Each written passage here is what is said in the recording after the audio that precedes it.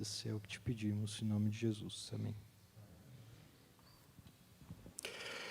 Irmãos e irmãs, antes da leitura do texto, eu gostaria de dizer aos irmãos que neste ano, em 2025, nós vamos trabalhar nos nossos sermões, nos nossos estudos bíblicos, uma temática. A nossa temática, esta proposta é semeando e colhendo. Semear e colher. Em 2024, nós trabalhamos uma temática que tinha por tema crescendo e avançando. Nós estamos nos preparando para a celebração do primeiro centenário da igreja. Nós estamos nessa marcha, em 2026, a igreja celebra seu primeiro centenário, e nós queremos, como igreja, apresentarmos-nos uma igreja vigorosa, uma igreja viva, uma igreja que faça diferença nesta região da cidade, para a cidade de Curitiba, uma igreja que de fato tenha os mesmos pressupostos e os mesmo vigor que houve nos começos dessa igreja. Em 1926, um grupo de irmãos, ainda pequeno grupo, saiu do centro da cidade e marchou para cá, quando aqui ainda era um Capão das Amoras, e por 8 anos essa igreja reuniu-se em residências, reuniu-se embaixo de árvores do Capão das Amoras. Apenas em 34 que ela teve o seu templo construído, que hoje está tombado pelo município, está lá no parque, no Bosque Alemão. Esta igreja tem uma história maravilhosa, que ela é construída por homens e mulheres que ousaram em Deus trazer para esta região uma igreja, a Igreja Presbiteriana, que veio chamar-se Igreja Presbiteriana da Silva Jardim. E eles vieram com o coração cheio de alegria, cheios de fé, entusiasmados pelo Evangelho. E quem conhece a história dessa igreja vê como Deus tem sido abençoador, maravilhoso, dando-nos irmãos e irmãs, famílias inteiras que avançaram nesta obra. Então nós queremos celebrar essa história de 100 anos, mas estando firmes, vigorosos, olhando firmemente para o Senhor. E nós estamos entendendo que é tempo de nós semearmos, é tempo de nós buscarmos, colocarmos-nos à disposição do Senhor para que a obra deles continue sendo realizada nesta igreja, a partir de mim, a partir de você. Então nós vamos semear. O que nós vamos semear? Nós vamos semear alegria cristã, nós vamos semear a paz de Deus, nós vamos semear os valores, os frutos do Espírito Santo na vida das pessoas, nós vamos semear aquilo que Deus tem nos dado, aquilo que é fruto da graça de Deus, nós vamos semear na vida das pessoas, nós vamos semear a palavra de Deus, nós vamos semear o Evangelho de Cristo Jesus, nós vamos então semear para que nós possamos ver com alegria, como com muita certeza aqueles do passado viram a boa mão do Senhor sobre nós, nós também vamos nos alegrar em ver o quanto o Senhor está fazendo na vida da igreja. Eu quero convidar você nesse ano a caminhar conosco, pensando nisto, formulando, quem sabe, a única pergunta na sua mente quando vier à igreja: Senhor, o que eu posso fazer? O que eu devo fazer? Como eu devo fazer a missão que o Senhor tem para mim? Como eu posso semear? O que eu posso semear na vida do meu irmão, na vida do meu vizinho, na vida dos meus pais, na vida dos meus irmãos? Aquilo que o Senhor tem dado a mim. Como? De que modo? Esta é uma pergunta que deve permear a nossa mente e o nosso coração, e nós queremos instigar você, provocar você neste ano, a de fato olhar para Deus, não a partir das suas próprias necessidades, mas olhar o que Deus quer fazer na vida das pessoas que caminham com você. Na vida do teu filho, na vida da tua família, na vida dos teus parentes, na vida dos teus vizinhos, na vida dos teus amigos. Quem sabe você possa sair um pouco de si mesmo e lançar um olhar para aqueles que precisam da graça de Deus, que precisam do Evangelho de Cristo, e você ser um portador, e você poder semear a boa semente do Evangelho, semear paz, semear a palavra de Deus. E o que vamos colher? Nós vamos colher os frutos daqueles que semeiam a boa semente do Evangelho. Então, esse ano nós estaremos trabalhando nessa perspectiva, semeando e colhendo. E nesta noite eu quero estudar com vocês os fundamentos da missão, olhando para o Evangelho de Mateus, no capítulo 28, os versículos de 16 a 20. Evangelho de Mateus, capítulo 28, de 16 a 20. E nesta noite eu quero compartilhar com vocês, olhando para esse texto, os fundamentos da missão. Presta atenção neste texto e após a leitura, permaneça com o texto aberto aí, a sua Bíblia, para você poder considerar comigo a palavra do Senhor nesta noite. Seguiram os 11 discípulos para a Galileia, para o monte que Jesus lhes designara. E quando o viram, o adoraram, mas alguns duvidaram. Jesus, aproximando-se, falou-lhes dizendo: toda a autoridade me foi dada no céu e na terra. Ide, portanto, fazei discípulos de todas as nações, batizando-os em nome do Pai e do Filho e do Espírito Santo, ensinando-os a guardar todas as coisas que vos tenho ordenado. E eis que estou convosco todos os dias, até a consumação dos séculos. Quero chamar sua atenção, porque os fundamentos da missão estão entre os versículos 18 a 20. E por 4 vezes, Jesus repete a palavra todos, ou todas. Presta atenção, porque este é o cerne da nossa reflexão nesta noite. Jesus, aproximando-se, falou-lhes, versículo 18, toda a autoridade me foi dada no céu e na terra. Ide, portanto, fazei discípulos de todas as nações, batizando-os em nome do Pai e do Filho e do Espírito Santo, ensinando-os a guardar todas as coisas que vos tenho ordenado. E eis que estou convosco todos os dias até a consumação do século. 4 vezes a palavra todas, determinando aqui os fundamentos da missão. Toda a autoridade, todas as nações, todas as coisas, todos os dias. Toda a autoridade, todas as nações, todas as coisas, todos os dias. Jesus foi extremamente didático no anunciar a missão ao coração dos discípulos e à igreja. E se você conhece um pouco do contexto, neste momento recebem os discípulos, estão vivendo um momento único na sua história, porque eles estavam entre a morte de Jesus e a sua ressurreição. Eles ainda estavam impactados porque presenciaram a morte do Senhor, então eles viram o Senhor sendo morto, e estavam com uma certa expectativa aguardando a ressurreição. Neste momento, eles recebem a mensagem das mulheres.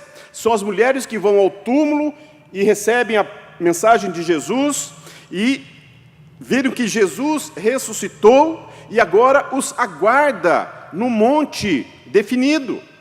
Então, esta mensagem que eles recebem de Jesus faz com que eles, então, cheguem àquele lugar que foi apontado por Jesus, porque anteriormente Jesus havia dito que haveria de ressurgir e que haveria de encontrá-los naquele lugar. Agora Jesus ordena aquelas mulheres que foram ver o túmulo vazio, Jesus dá uma palavra para elas, fala: digam aos discípulos, aos meus apóstolos, que me encontrem no monte da Galileia. Meus irmãos, Jesus estava morto e eles estavam ali acompanhando a crucificação e a morte de Jesus. E é claro que se alguém perguntasse para um deles se Jesus havia morrido, eles com certeza diriam sim, sim, sem dúvida alguma ele morreu. Nós estávamos lá, nós ouvimos as suas últimas palavras, nós vimos o seu último suspiro, sim, nós vimos ele morrer, Jesus de fato morreu. E havia no coração dos discípulos uma certa esperança de que Jesus havia de ressuscitar. No versículo 16, veja lá o versículo 16, diz assim: seguiram os 11 discípulos para a Galileia, para o monte que Jesus lhes designara. Eles foram para lá. Mas, veja que coisa interessante o que o versículo 17 revela acerca deste encontro. O versículo 17 revela como que foi este encontro. O encontro foi assim, ó. E quando o viram, o adoraram. Alguns duvidaram. Alguns duvidaram. Adoraram e duvidaram. Isso para mim é impressionante. Chama-me muita atenção, porque não se trata de qualquer pessoa. Trata-se dos discípulos de Jesus.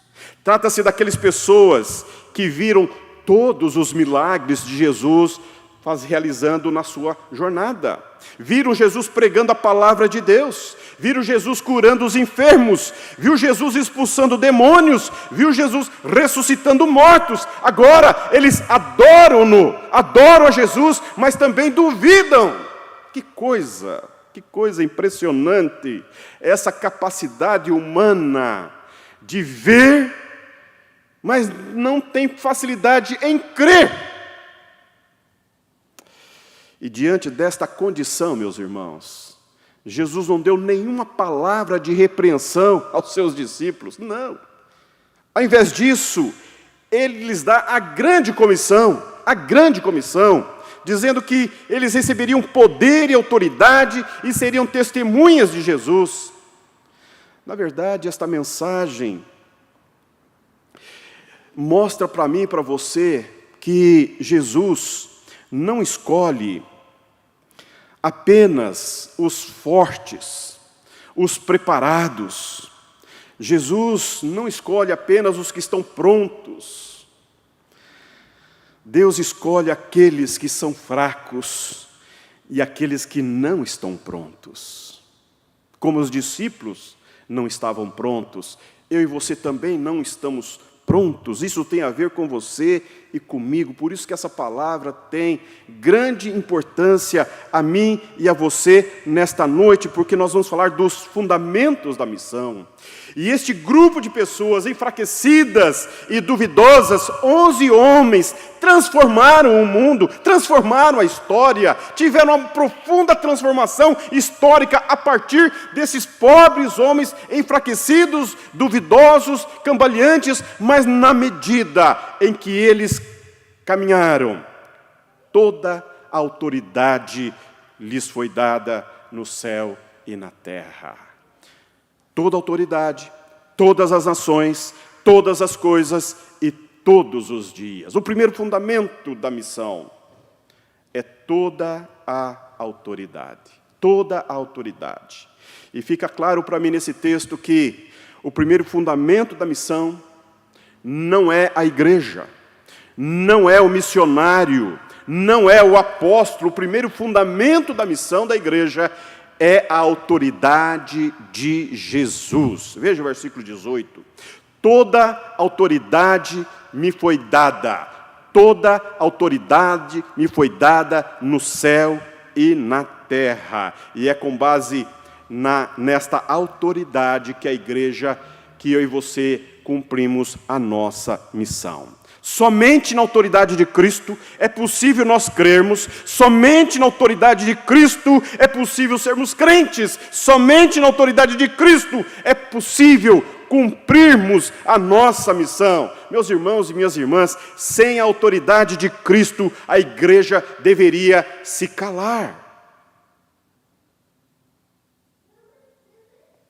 Porque com que autoridade podemos nos aproximar de um agnóstico e afirmar que sua compreensão sobre o universo está equivocada, porque existe uma verdade que é a palavra de Deus?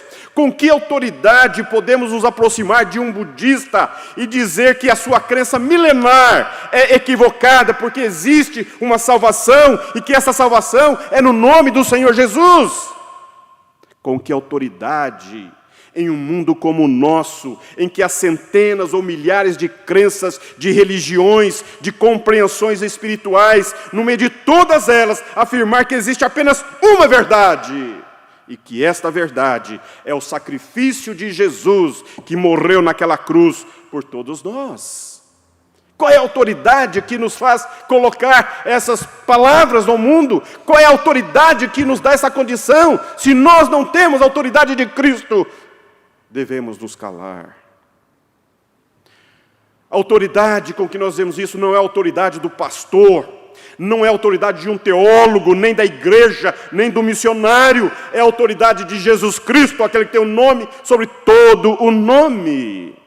É por isso que o Senhor Jesus está aqui desenhando, oferecendo, entregando aos seus discípulos, entregando à igreja os fundamentos da missão. E o primeiro fundamento é justamente a autoridade. Ele diz: toda a autoridade me foi dada no céu e na terra. Portanto, ide e fazei discípulo. Quero dizer para você nesta noite que há uma verdade que eu e você, a sua família e a minha, a igreja de Cristo precisa descobrir, porque isso faz toda a diferença em nossas vidas. Deus nos fortalece na medida em que fazemos a sua vontade. Deus nos fortalece na medida em que fazemos a sua vontade. Deus nos fortalece quando corajosamente abrimos a boca para compartilhar o Evangelho. O Espírito Santo nos fortalece em nossas fraquezas. O Espírito Santo nos dá poder para testemunhar. Deus dá poder espiritual para fazermos a vontade dEle. Meu irmão, minha irmã, eu estou no ministério pastoral há 25 anos e não há uma semana em que eu tenho que fazer uma atividade pastoral e que falo: Deus, me ajuda, me ajuda, me ajuda. Lembro-me de alguns anos, quando uma moça sofreu um acidente na Avenida das Torres, e de madrugada ela estava alcoolizada e seu carro desgovernado caiu na BR-116. Sofreu aquela queda brusca lá embaixo, e essa moça foi conduzida para o hospital com muitos ferimentos, e foi numa madrugada de quarta para quinta-feira, e a família na segunda-feira me acionou para fazer oração com a família. Então tive com a família na quinta-feira de manhã lá no hospital, orei com a família e retomei minhas atividades da semana.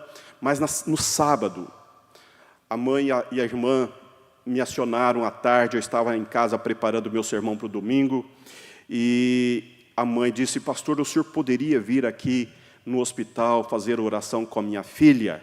Falei: claro, posso sim. É que ela está em coma e teve uma parada renal. Os rins não estão funcionando e os médicos vão fazer uma cirurgia e há um risco nessa cirurgia. Então, eu saí da minha casa e fui até o hospital, encontrei a mãe e a irmã ali no saguão do hospital, passei rapidamente por elas e fui para a UTI. Meus irmãos e minhas irmãs, nesse tempo eu falava: Deus, me ajuda, me ajuda. O que eu vou dizer? O que eu vou falar? Eu preciso do Senhor. Há momentos na nossa vida em que nós queremos fazer a vontade de Deus, nós queremos fazer aquilo que Deus pede para nós fazermos, mas as nossas debilidades, as nossas inconsistências, a nossa fragilidade é tamanha. Antes de chegar no quarto da UTI, veio uma palavra ao meu coração. E uma palavra orientativa, definitiva.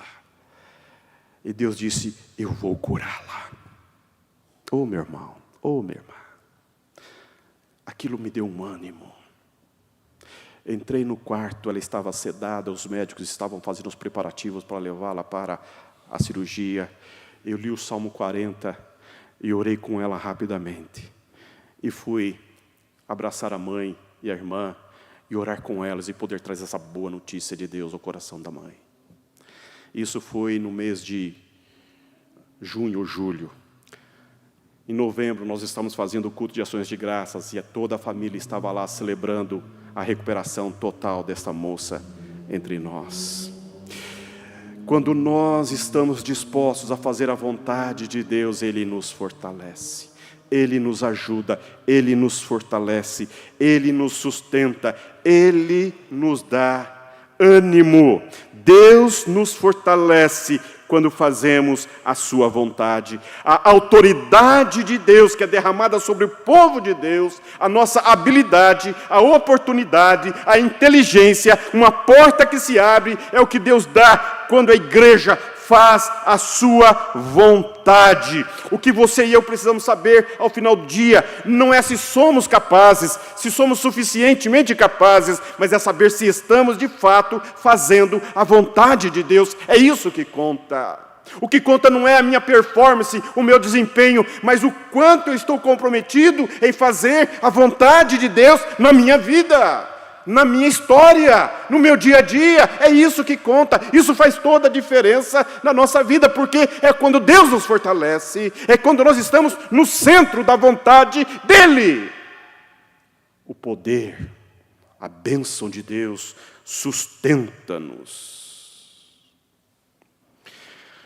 Não é se nós tendo o preparo necessário, mas se estamos na vontade de Deus. Porque, meus irmãos, na medida em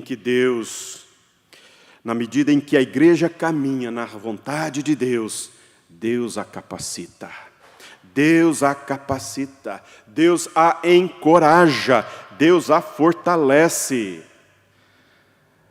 Por isso que nós vamos celebrar com alegria, com ânimo, com júbilo, no próximo ano, o centenário desta igreja. Porque Deus tem sustentado esta obra é santa, esta obra é do Senhor. Eu e você estamos aqui buscando fazer a vontade dEle nesta obra que é dEle e é santa. Então, se você acha que sempre foi assim, você não faz ideia de como foram os começos, os primórdios desta igreja.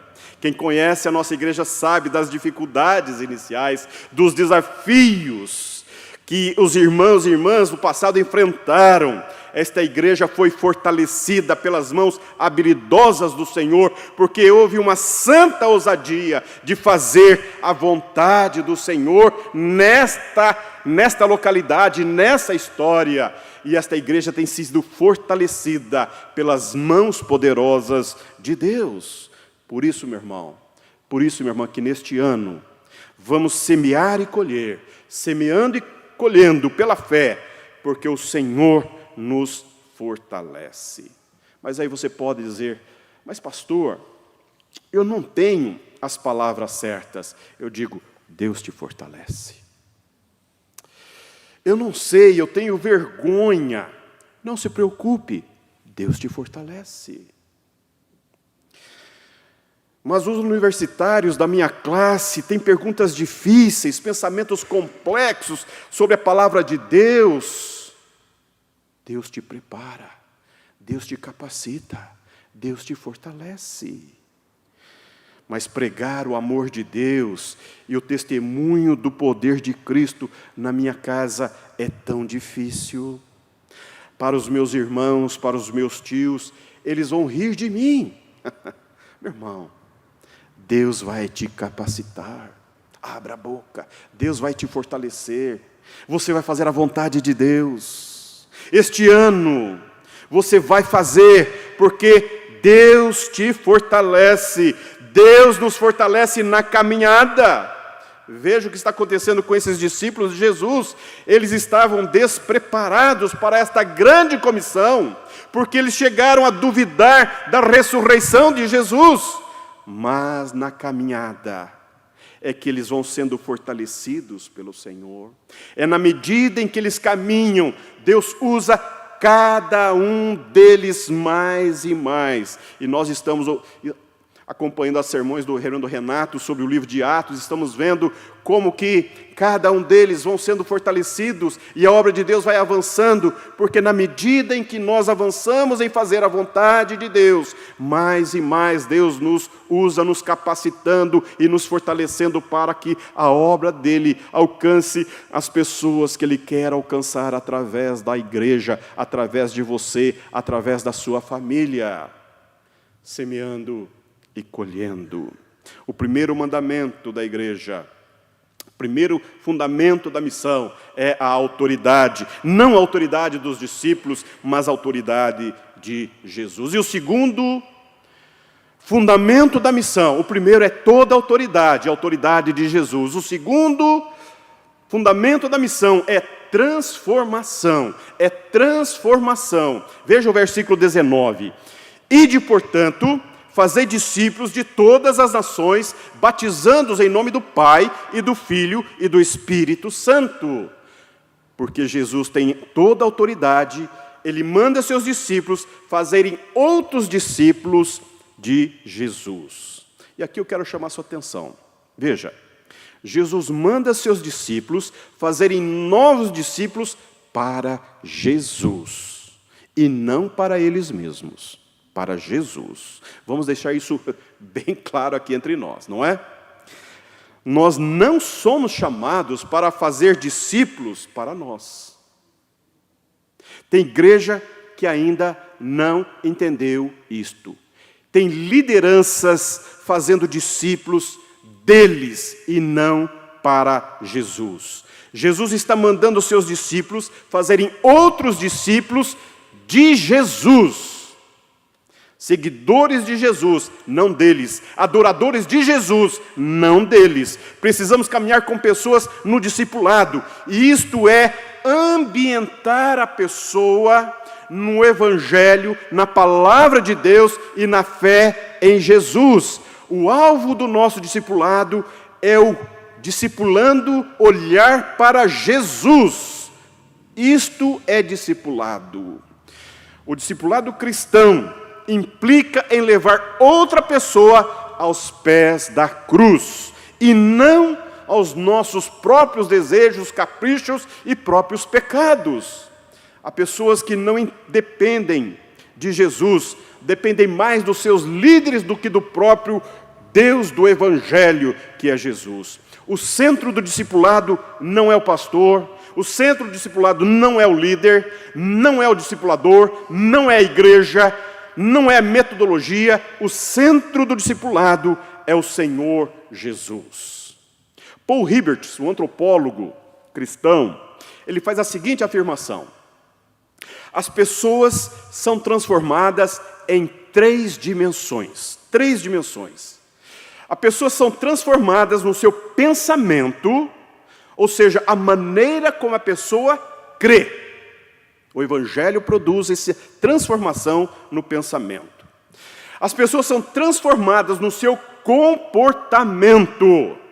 A maneira como as pessoas agem são transformadas pelo Espírito Santo de Deus. E o Evangelho, segundo ele, as pessoas são transformadas na sua cosmovisão, ou seja, a maneira como a pessoa vê e concebe o universo.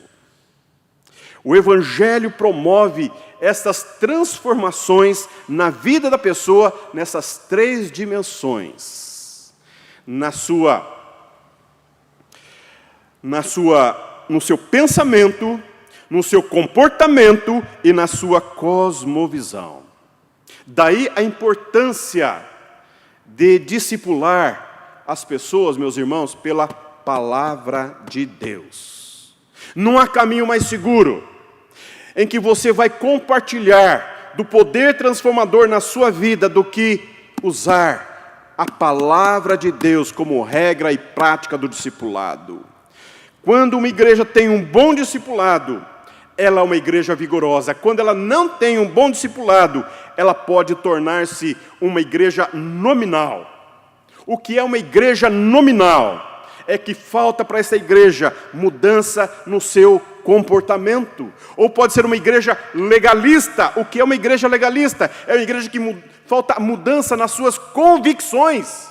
Ela fica com a lei, ela fica com os aspectos religiosos e não tem a mudança que é operada pela graça de Deus. Aí se torna legalista. Ou pode se tornar uma igreja infrutífera, porque faltou mudança na sua cosmovisão. O Evangelho, ele transforma essas 3 dimensões da nossa vida. Nós não apenas mudamos de condição de esta ou daquela igreja para esta igreja. O Evangelho, quando ele entra no nosso coração, ele transforma o nosso pensamento. Ele transforma o nosso comportamento. Deixamos de praticar certas coisas para conformarmos a nossa vida com a palavra de Deus. E também o Evangelho transforma o modo como nós concebemos a vida, as coisas criadas, porque nós temos um Deus que cuida e que é um Deus que sustenta e governa todas as coisas. A nossa vida ganha um sentido, a nossa vida ganha uma direção. O Evangelho transforma o indivíduo. E um dos fundamentos da missão é transformação. É o que Jesus está dizendo.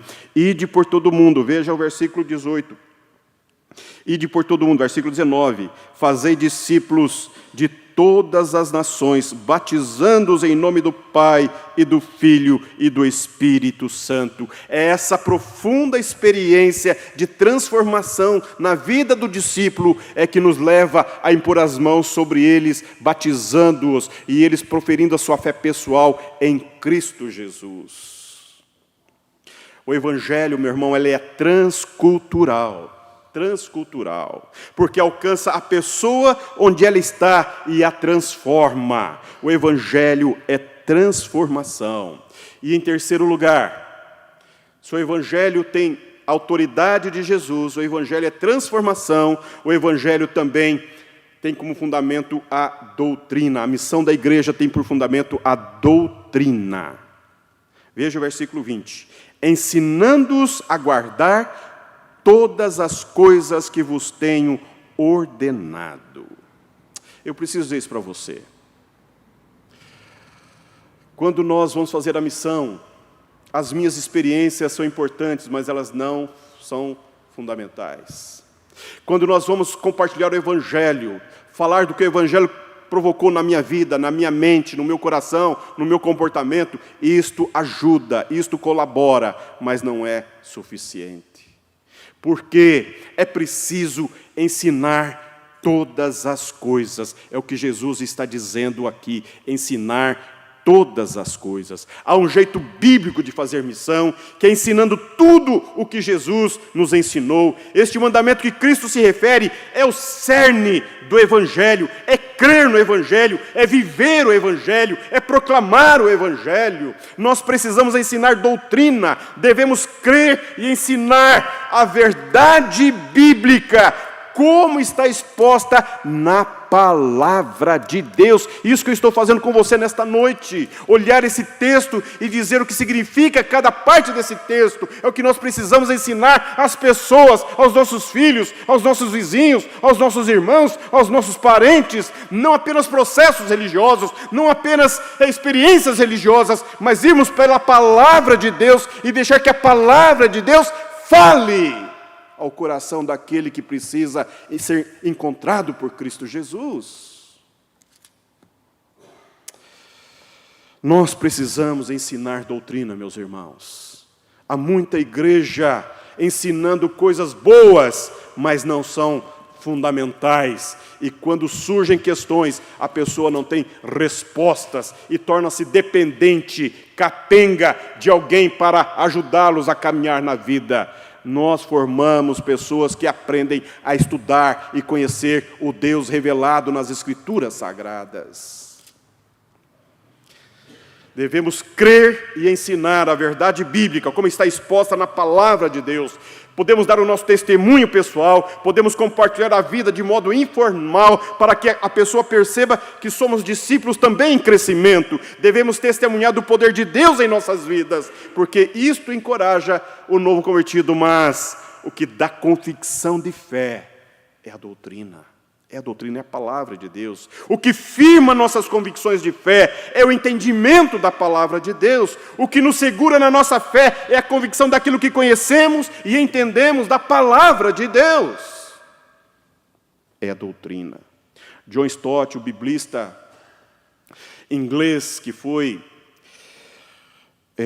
pastor da Casa Real da Inglaterra, ele diz assim: doutrina é a profunda compreensão dos temas bíblicos, como são explicados na palavra de Deus e como são aplicados na nossa vida diária.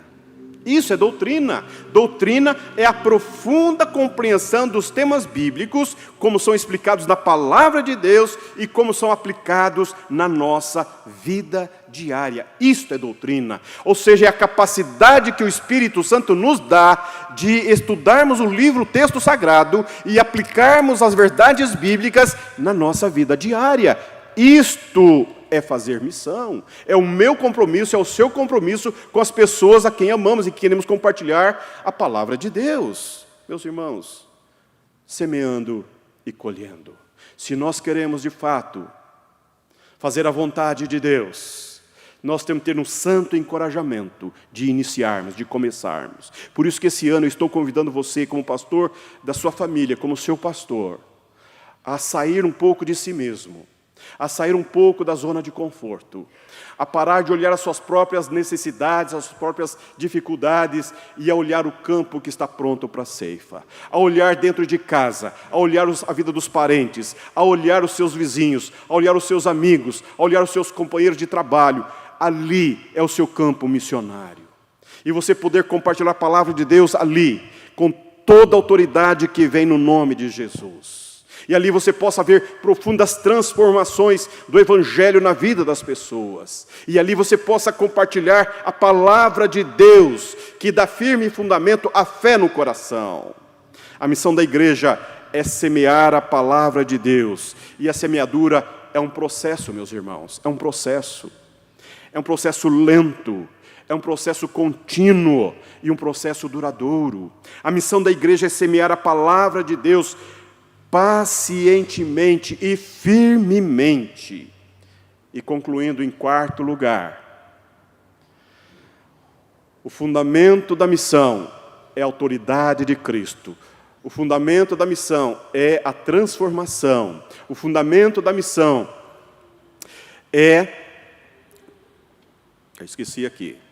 a doutrina. E em quarto lugar, o fundamento da missão é a segurança em Cristo. Veja o versículo 20, a parte B. E eis que estou convosco todos os dias, até a consumação do século. Quer dizer para você que sem esta segurança, nós não podemos cumprir a missão. A presença de Jesus é a única coisa que precisamos. Estamos seguros porque Jesus está conosco todos os dias, até a consumação dos séculos. A convicção de que Jesus está comigo, meus irmãos, muda tudo.